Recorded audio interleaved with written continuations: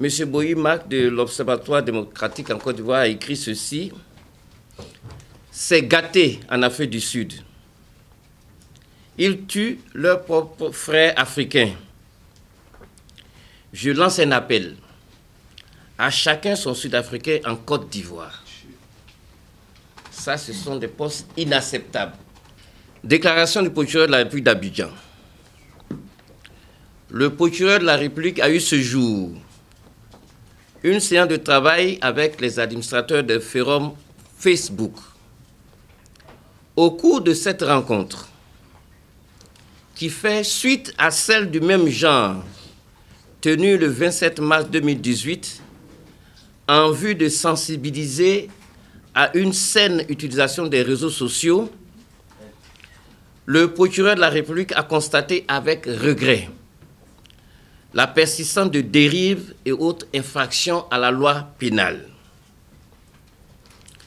Ces dérives se sont accentuées depuis le lundi 12 août 2019, date de la disparition tragique de Didier Arafat, avec des publications tendancieuses et accusations gratuites ou appelant même à la commission d'actes répréhensibles pour atteindre leur point culminant à la suite de la profanation de la sépulture de l'artiste.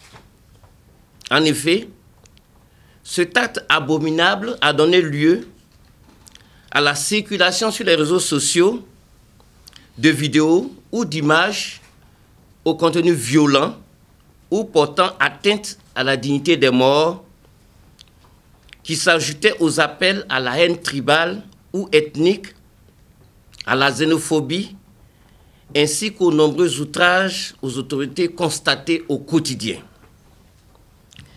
Les blogs et les forums de discussion sont des sites gérés par des administrateurs qui proposent à leurs membres des espaces de liberté d'expression. Cependant, le procureur de la République rappelle que cette liberté d'expression rime avec responsabilité et doit s'exercer dans les limites de la loi. C'est pourquoi le procureur de la République tient à indiquer que la commission des nombreuses infractions à la loi pénale, à travers les publications incendiaires et les incitations à le faire, ne peuvent rester impunies, tant en ce qui concerne les auditeurs des dites publications que les administrateurs des sites qui fournissent les moyens de commettre les infractions déplorées.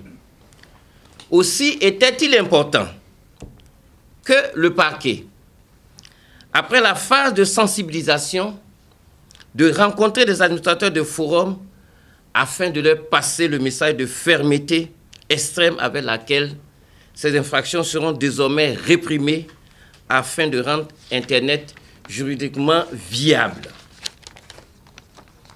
Après une revue de la loi sur la cybercriminalité qui prévoit des peines très sévères pouvant atteindre 20 années d'emprisonnement, diverses mesures pour prévenir les dérives ont été suggérées aux administrateurs des forums au cours de la rencontre.